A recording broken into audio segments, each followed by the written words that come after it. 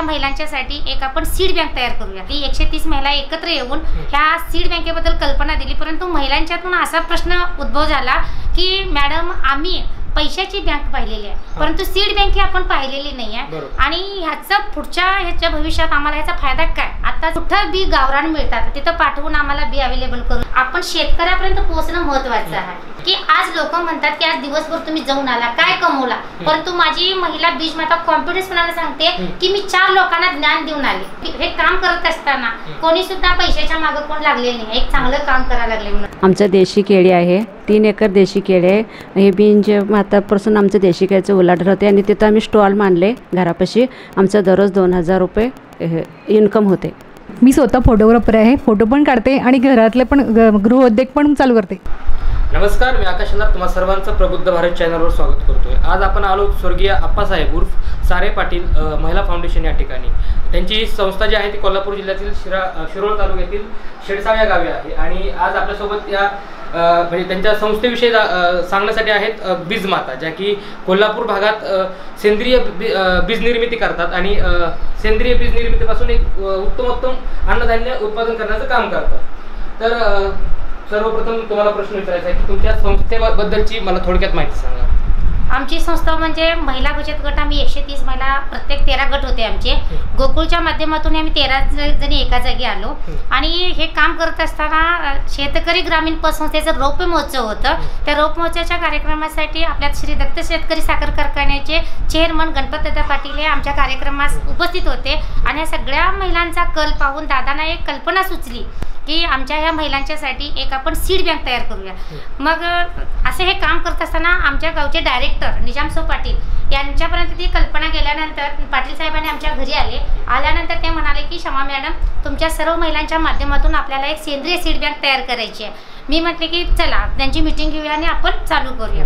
त्यानंतर आम्ही सर्व महिलांची मीटिंग घेतली, 130 महिला एकत्र येऊन ह्या सीड बँकेबद्दल कल्पना दिली, परंतु महिलांच्यातून असा प्रश्न उद्भव झाला की मॅडम आम्ही पैशाची बँक पाहिलेली आहे, परंतु सीड बँक ही आपण पाहिलेली नाही आहे आणि ह्याच्या भविष्यात आम्हाला ह्याचा फायदा काय। आताचं युग हे पैशाच्या मागे धावलेलं आहे, ह्याचा फायदा काय। मग त्यानंतर आम्हाला दादांना आम्ही हाच प्रश्न विचारला, दादा आम्ही सीड बँक पाहिलेली नाही आहे। तर दादाने आम्हाला राहीबद्दल माहिती दिली, राहीबाईंच्यापर्यंत पोहोचवण्याचा त्यांनी प्रयत्न पण केला। शनी शिंगणापर्यंत आम्ही पोहोचलो राहीबाईंच्याकडे जाण्यासाठी।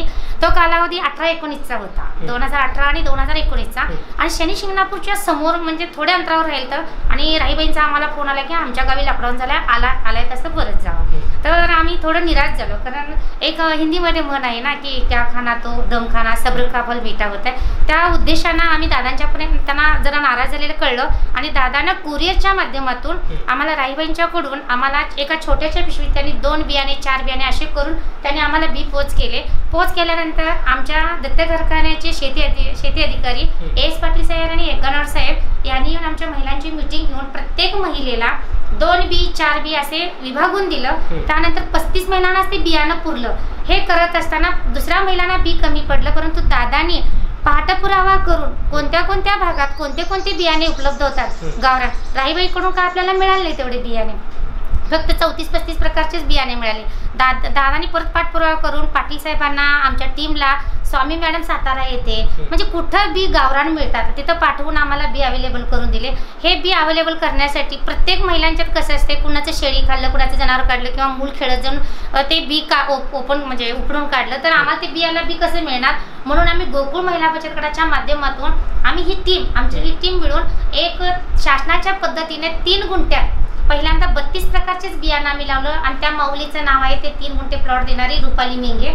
आणि त्या रुपाली मिंगेचं प्लॉट जे असं होतं की 15 ते 16 वर्ष त्या शेतात काही सुद्धा पिकत नव्हतं, पडीक होतं, परंतु माझ्या महिलांनी ज्या ऊन पाहिलं नव्हतं, उदाहरणार्थ की शर्मिला केरीपाळे म्हणून जे आमच्या बीज माता आहेत त्यांना ऊन म्हणजे कशाची म्हणजे माहीत नव्हतं, त्या स्वतःचं शेतकरी ह्या महिला आपल्या पाहिले नाहीत, परंतु त्या 3 गुंठ्यामध्ये शासनाच्या स्ट्रक्चर पद्धतीनं ती आखणी करून आम्ही बियाणं 2 बियाचं आज 2 किलो बियाणं आम्ही अशी तयार केली आणि शासन आपल्या दारी आलं। आम्ही कोणाकडे गेलेलो नाही आणि दादानी इथपर्यंत जेवढी लोक त्यांच्याकडे येतील की आमच्या बीज माता हे केले, बीज माता ते केले, तिकडं जावायचा पाठपुरावा करून आम्हाला परिपूर्ण त्यांनी म्हणजे त्याचा पाठलाग करून गेली 6 वर्ष झालं ना नफा ना तोटा ही आपली सीड बँक एवढी मोठी उभा राहिलेली आहे की 2 किलोपासून आज आमचे 20 किलोपर्यंत बियाणे आता अवेलेबल आहेत. ह्यासाठी हे काम करत असताना कोणतीही महिला, आज आमच्या इथं काकी आहेत मानका, सुरेखा मानकापुरी काकी म्हणून, त्यांनी स्वतःची 10 गुंठी शेती दिली की हे कोरोनानं आपल्याला शिकवलेलं आहे की माणूस हा माणसाला वैरी झालेला आहे की पालेभाज्या, त्यावेळी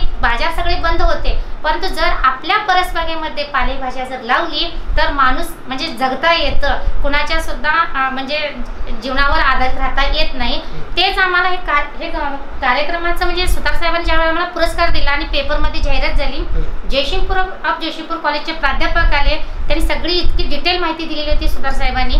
ते पाहून त्याने अक्षरशः रडत करुणा सर म्हणून त्यांचं नाव आहे की हे जर कोरोनाच्या अगोदर मॅडम तुम्ही ही शब्द जर तुम्ही बोलला असता तुमच्या भाषेतून, हे आज आम्हाला प्रसंग आला नसता, आमचं आज घर उद्ध्वस्त झालं नसतं. म्हणून त्याने आम्हाला म्हणजे तुम्हाला थांबून एक प्रश्न विचारायचा की आता तुम्ही जे बीज निर्मिती करताय, तर सध्या तुम्ही किती प्रकारचे बीज निर्मिती केलेली आहे? आता 90 प्रकारचे बियाणे आमच्याकडे बीज निर्मिती केलेली आहे. 90 प्रकारचे आहे. आणि हे करत असताना तुम्हाला म्हणजे हे करत असताना तुम्हाला म्हणजे कुठल्या आव्हानाचा सामना करावा लागतो? हो, आव्हानाचा सामना करायला लागला ना. गावातील लोक म्हणायला लागले काय खुळ्यासारखं उन्हात काम करता. लोक सगळी शेतातून घराकडे आली तर आमच्या सगळ्या बीज माता त्या 3 गुंठे प्लॉटमध्ये 2 ते 4 हे उन्हात काम करत होते. आणि काय काम करायला, काय फायदा, याचं काय मिळणार आहे, सगळे आम्हाला खुळं म्हटलं. परंतु आम्ही एकच मनात जिद्द केली की ही जिद्द ही आपण कडेला लावायची. शुद्ध बीजापोटी रसाळ गोमटी. आणि आमचं एक स्वप्न होतं की दादानी जे आम्हाला एक मार्गदर्शन चांगल्या पद्धतीने देत होते की पुस्तकाचं गाव म्हणून जे प्रसिद्ध आहे तसं आमचं शिरोळ म्हणजे कोल्हापूर जिल्ह्यात हे बीज बँकेचं म्हणजे सीड बँकेचं हे गाव प्रसिद्ध आहे असं आम्हाला वाटत होतं. आणि आम्ही ते नाव लौकिक पण केलेलं आहे. आणि तीच महाराष्ट्रातली पहिली बँक, ही रजिस्ट्रेशन झालेली पहिली बँक आहे आपली महाराष्ट्रातली सीड बँक.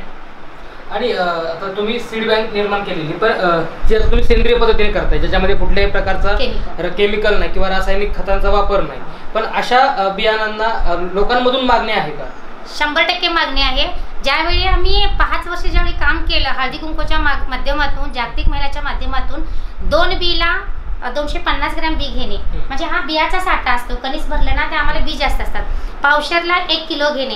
बियाला बी आम्ही 4 वर्ष केलं. 4 वर्षानंतर हा 2025 सालीच आमची इतकी मागणी वाढलेली आहे की कुरिअरनं आम्ही जालना, वरळी, कोल्हापूर, स्वयंसिद्धासारख्या सली, किर्लोस्कर कंपनीसारख्या लोक आमच्या इथे व्हिजिट सली देतात. आणि शेतकरी कंपन्यांना आपण पुरवठा करण्यापेक्षा आपण शेतकऱ्यापर्यंत पोहोचणं महत्त्वाचं आहे. म्हणून आम्ही शेतकऱ्यांना इथं आल्यानंतर तुमची शेती किती आहे किंवा टेरेस गार्डन सुद्धा आम्ही त्यांचं ट्रेनिंग देऊन आम्ही त्यांना मार्गदर्शन करतो. अच्छा, तर तुमच्या या उपक्रमाबद्दल किंवा तुम्ही जे काम करताय याच्याबद्दल महाराष्ट्रातील किती लोकांनी तुम्हाला अप्रोच केलं, म्हणजे किती लोकांनी तुम्हाला याच्याबद्दल विचारपूस केली की आम्हाला हे बियाणं हवंय, आम्ही आमच्याकडे प्रचार आणि प्रसार करू, असं आहे का? खूप व्यवसायामध्ये पुण्याला जो आमचा स्टॉल होता, पुण्यामधून आम्हाला मागणी आहे, मुंबईमधून मागणी आहे, परत जालना, वरळी इकडून सुद्धा मागणी आहे. परंतु ते नेल्यानंतर आमच्या बँकेचा दुरुपयोग होऊ नये म्हणून आम्ही इथं जी खरोखर शेतकरी आहे, ज्याची शेती आहे तिथपर्यंत आम्हाला पोहोचायचं आहे. म्हणून आम्ही इथूनच आम्ही पोहोचतो. आणि जास्तीत जास्त आमच्या महिलांचं एक आहे, आजचा जो लहान मुलगा आहे तो भावी नागरिक आहे. त्यासाठी आपल्या जो केंद्रीय शाळा, मराठी शाळा म्हणून आहे, तिथं परसबाग शासनाच्या स्ट्रक्चर पद्धतीतून शासनाचं एक परिपत्रक निघालेलं आहे की तिथं परसबाग करायला पाहिजे आणि मुलांना आहारातून तो पालेभाज्या गेला पाहिजे. आणि आमच्या सर्व बीज मातांनी तिथं त्याचा पाठपुरावा करून स्वतःच जाऊन बीज टोकन केले आणि आज आमची जिल्ह्यातील परसबाग म्हणून नावलौकिक झालेलं आहे. आता तुम्ही हे जे करताय त्याचा म्हणजे मेन उद्देश काय आहे की कुठल्या उद्देशाखातीर तुम्ही हे चालू केले? कारण लोकांमध्ये जर बघितलं तर लोकांना कसं आवडतं की दादा हे गावरान म्हणलं की बऱ्यापैकी गावरान थोडं महाग जातं, जे की सेंद्रिय पद्धतीनं, पण आता लोकांना स्वस्त पाहिजे. तर लोकांना उत्सुकता आहे का या सेंद्रियांबाबत? खूपच उत्सुकता आहे. कारण का आम्ही ज्यावेळी लहान होतो त्यावेळी पोहे, उपीट सारखे असे विषयच नव्हते नाश्त्यासाठी, ताक करण्यासारखं विषय होतं. परंतु ज्यावेळी 60 वर्षापर्यंत सुद्धा माणसाला नीट म्हणजे 40 वर्ष आता 40 म्हणतात, 35 वर्षाने गुडघे दुखले, कंबर दुखली, हे कशामुळे झालं? जे रासायनिक जे पालेभाज्या आहेत त्याच्यामुळे हा परिणाम होतो. परंतु सगळ्यांचा हाचा कल सेंद्रिय कळ वळलेला आहे. आणि आमच्या गावात तर इतकं त्याचं मागणी आहे की वांग्यापासून म्हणजे वांगी कसं फवारणी केल्यानंतर आज जर फवारणी केली तर उद्या मार्केटला जाते. वांग्याच्या झाडापासून आम्हाला इतकी मागणी आहे की आम्ही कमी पडायला लागलो.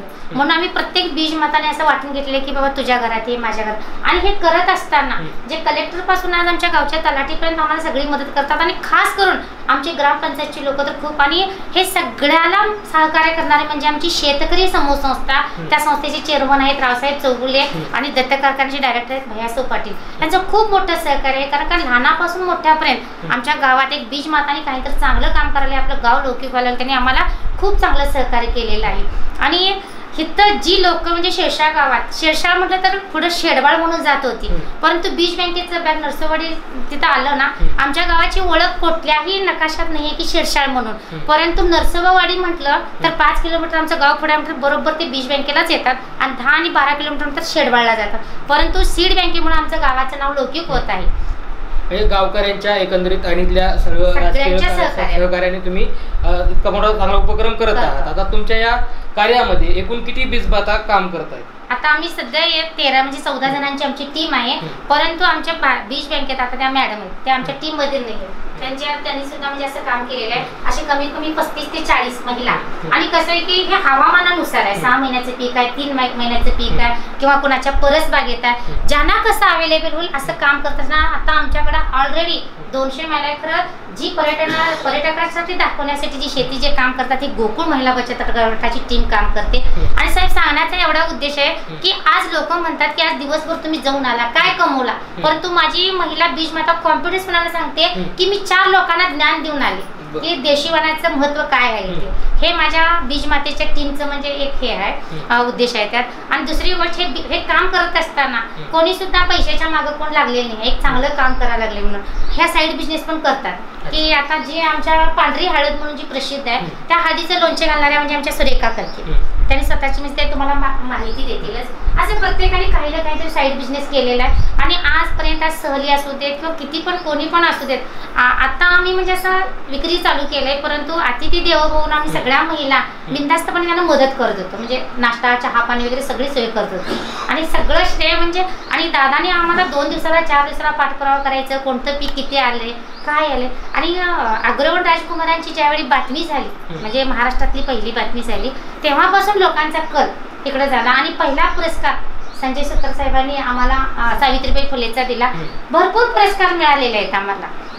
अच्छा, आता मला हे विचारायचं आहे की तुम्ही इतकं छान काम करताय तर आपल्या प्रेक्षकांना तुम्ही काय सांगाल की सेंद्रिय बियाणे जे आहेत किंवा सेंद्रिय अन्नधान्य जे आहे ते किती महत्त्वाचं याबद्दल काय सांगाल? हां, मी सर्व जनतेला एकच सांगू इच्छिते की बाजारातला जो भाजीपाला विक्रीचा असतो, तुम्ही आज सकाळी जर भाजीची घेऊन गेला तर संध्याकाळी ती भाजी कोमललेली दिसते. परंतु आम्ही स्वयंसिद्धीला ज्यावेळी स्टॉल लावला त्यावेळी 3 दिवसाचा आमचा स्टॉल होता. 21 तारखेला भाजी काढलेली, ती 23 तारखेपासून जशीच्या तशी होती. आणि एक आंबाडी भाजीचं एक उदाहरण आहे, आज जर काढलं तर 9 दिवसापर्यंत भाजी टवटवीत तशीच राहते. म्हणजे खूप म्हणजे ह्यात घेण्यासारखं आहे. जीवनसत्व भरपूर असतात. आणि ग्राहकाला माहीत नसतं की जनतेला माहीत नसते की भाजीत कुठली फवारणी आहे काय माहीत, काही सुद्धा माहीत नसतं. परंतु त्याच्या बघण्याचा दृष्टिकोन असतो की जी काळपटपणामध्ये जी भाजी असते ती सेंद्रिय असते आणि जी हिरवीगार एकदम तेजसपणा ठाणपणा जो असतो ती रासायनिक असते. हे कळणाऱ्या नाही, हे फक्त आमच्या बीजमाताच ओळखू शकतो. महिला फाउंडेशन यांच्या या ज्या बीजमाता आहेत त्यांच्याशी संवाद साधणार आहोत की त्यांचं या फाउंडेशनमध्ये काय काम चालतं किंवा कशा पद्धतीने ते कार्य करतात. नमस्कार, तुम्ही ताई कशा पद्धतीने यामध्ये काम करताय? मी हळदीचं लोणचं घालते. हळद हे अँटीसेप्टिक आहे, सर्दी खोकल्यावर पण उपयोग आहे. रोजचं माझं 2000चं प्रॉफिट आहे. धन्यवाद. आपण काय करता? नाव सांगायचं ते? सांगा. नमस्कार, माझं नाव अकाताई संजय मगदूम. आमचं देशी केळी आहे, 3 एकर देशी केळी आहे. हे बीज मातापासून आमचं देशी केळीचं उलाढाल होते आणि तिथं आम्ही स्टॉल मांडले घरापाशी. आमचं दररोज 2000 रुपये इन्कम होते देशी केळीचं. मी स्वतः फोटोग्राफर आहे, फोटो पण काढते आणि घरातले पण गृहोद्योग पण चालू करते. म्हणजे ऑर्डरप्रमाणे करून देते सगळे. होय. नमस्कार, माझं नाव वैशाली किरण संकपाळ. मी या बँकेची सचिव आहे, सचिव म्हणून काम बघते. तसेच मी सकाळी 10पर्यंत आमचं घरचं काम आवरून 10 ते 2पर्यंत चकली काय तर ऑर्डर, कवाळूच्या घाऱ्या, बर्फी असं प्रोडक्ट्स करून विकतो मी. आणि परत 2 ते 4 आम्ही आमच्या शेतामध्ये देशी बँकमध्ये जाऊन काम पाहते. 5 ते 7पर्यंत मी ग्रंथपाल म्हणून काम करते. नमस्कार, मी स्मिता अमोल माडिक. आमचं स्वतःचं ग्राहक बाजार आहे. मी घरीच असते. अशा पद्धतीने आपल्या या बीज माता काम करत आहेत. आपण पुढेही पाहणार आहोत. आपलं काय काम? मी महानंदा सुरेश केरपाळे. मी साईड बिझनेस म्हणून उडीदाचं पापड आणि शाबूचं पापड करते. 2 ते 4 हे बीज बँकेच्या शेतात आम्ही काम करते. भारती अशोक केरीपळे. आम्ही घरगुती हे लाडू चुरमुरीचं लाडू पण पाहतो घरात. मिरची भरलेला पण मिरची तयार करतो. नमस्कार, माझं नाव शोभा शंकर नाईक. मी घरात टेलरिंगचं काम करतो. घरात मसरं गाई शेळी तीन आहे. घरात थोडं काम करतो. तुम्ही याच्यामध्ये काय काम करता? या फाउंडेशनमध्ये काय? बीज माताच सगळं बीज माता. माझं नाव शैला चौगुले. मी ह्या बीज बँकेचे व्हाईस चेअरमन आहे. मग आम्ही साईड बिझनेस म्हणून आम्ही दिवसभरातून 30 जणांचं जेवण बनवून देतो. रोजचं पापड आमचं पण एक 2-3 हजारचं आहे. तिघी म्हणून करतो. हां, नमस्कार, मी शर्मिला मनोज कुमार केरीपाळे. मीही बीज माताच आहे. दुपारच्या टायमिंगला हे स्वयंपाकाच्या ऑर्डरसह घेते. संध्याकाळी 4 ते 5 आम्ही शेतात काम करायला जातो. नमस्कार, शेवंती चौगुले. सकाळी उठून जनावरचं बघून स्वयंपाक सगळं आवरून बीज बँकेतल्या येणं हे करत होतो आम्ही. मी जयश्री अशोक सरडोने. ह्या बीज बँकेची मी संचालिका म्हणून काम करते. आणि आमच्या घरात जनावरं आहेत आणि जनावरांचं व्यवस्थापन ते सगळं व्यवस्थित करून आणि आम्ही दुपारचा वेळ इकडं बीज बँकेत देतो. आणि आम्हाला हे सगळं समाधान वाटतं की फक्त आता मानवी जीवन विस्कळीत व्हायला लागले. रोगराई वाढत आहे आणि फक्त कॅन्सरमुक्त शिरोळ तालुका तर कॅन्सरनं भरपूर झालेला आहे. म्हणून कॅन्सरमुक्त होण्यासाठी आम्ही हे सगळं महिला मिळून एक सामाजिक कार्य म्हणून कार्य करतो. अतिशय उत्तम पद्धतीने या बीज माता काम करतायत. घरची जबाबदारी पार पाडून स्वतःची कामं करून स्वतःला सक्षम बनवून बीज निर्मितीचं काम करतात. आणि जे बीज सेंद्रिय युक्त आहेत, ज्याच्यामध्ये कसल्या प्रकारचा रासायनिक नाही, त्यांचा एक चांगला उद्देश आहे की सर्वसामान्य लोकांना चांगलं आरोग्य मिळालं पाहिजेत, त्यांच्या आहारामध्ये पौष्टिक खायला असलं पाहिजेत. हा उद्देश घेऊन त्यांनी एक काम केलं आणि ते खरंच कौतुकास्पद आहे. कॅमेरामॅन ऋषी कांबळेसह मी आकाश शेलार, प्रबुद्ध भारत. धन्यवाद.